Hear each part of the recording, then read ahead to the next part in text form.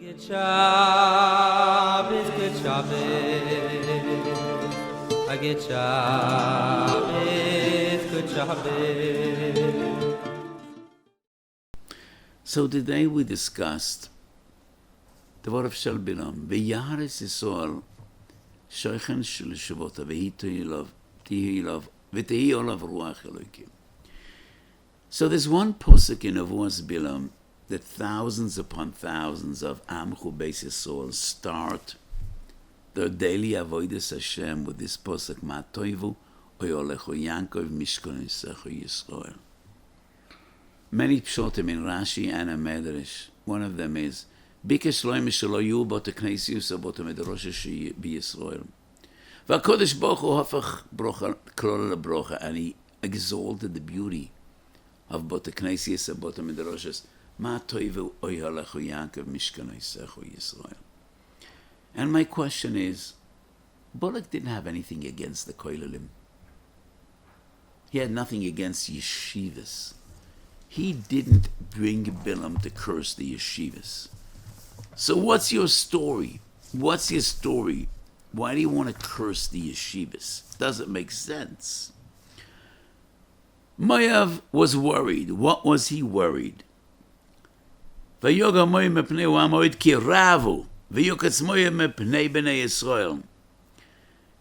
afraid that the Jews would be a fifth column, as I mentioned at the beginning of this year.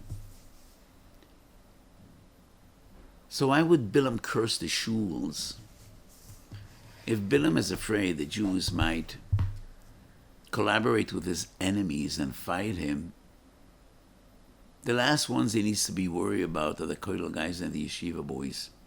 He needs to worry about the warriors, the one that know how to use arms and weapons, the ones that took the classes in karate and in martial arts, the fighters, the warriors, the strong ones, the big ones, the ones that are violent. He has nothing to be worried about the Muslims and the yeshiva or the koilel. So what's the story? My feeling is this.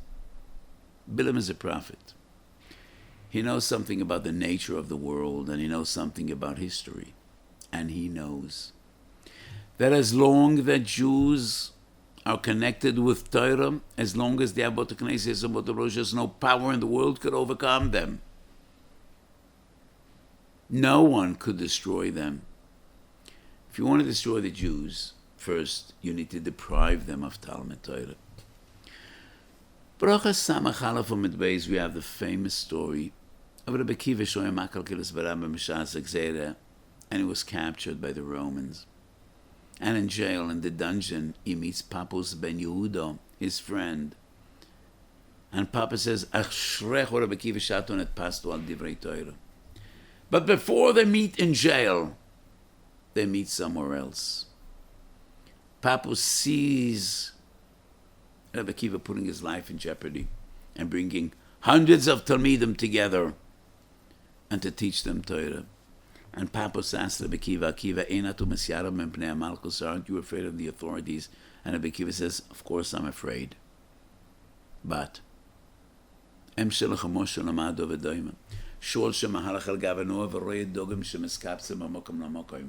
that's the story of the fox and the fish. So the fox takes a walk on the riverbank, and he sees the fish are agitated, they're nervous, they're swimming around nervously, and he asks them, why do you seem to be afraid? And they said, don't you see there are fishermen out there, they're putting nets in the water and they're catching us, they're killing us. So the fox says to the fish, why don't you come up here? There are no nets up here on the riverbank, come up. And the fish respond, Mr. Fox, atu sho'omer mlechu pikech shebachayis atu lo pikech atu ele shoita atu. Oma b'mayim, b'mokom chayesenu ono misyarim, im nifroish himeno alachas kama v'kama. We are sea animals. We live in water. And in water we're afraid. If we will leave the water, we cannot live. We will die. We don't breathe air. We cannot leave the water. We're afraid in the water. But going up on land would be 100 times worse because we can't live on land. And Rabbi Kiva explains to Papas, Ma kashoni oiskim betoiro shechsiv bo ki ichayechem v'yorichem mechonim esyarim im nifroish memeno lachas kama v'kama.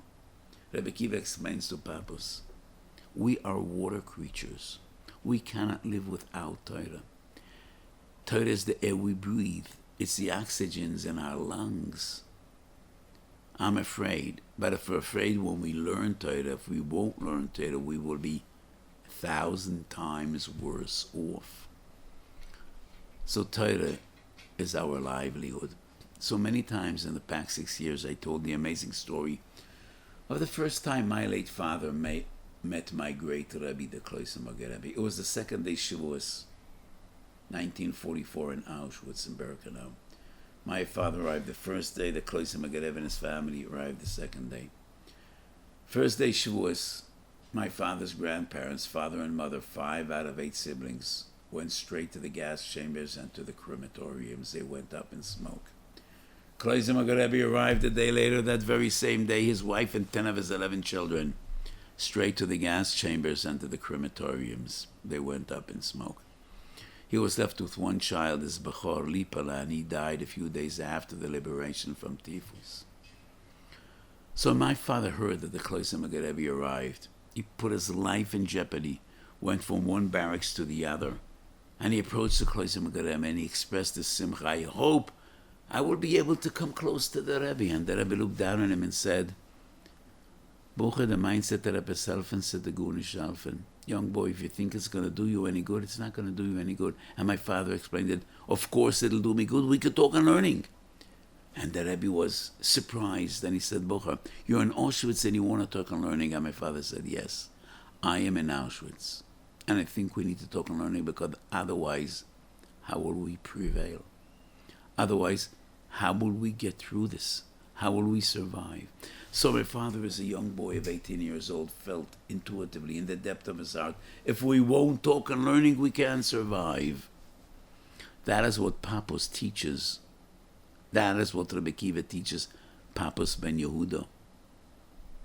As long as we learn Torah, this is where we live, and this is how we live, and this is what we breathe. Im nifrosh heimena, we have no chance. And it is what Rabbi Yochanan ben Zakkai felt 2,000 years ago in the days of Chorb Mabayis, when he finally meets Aspasianos.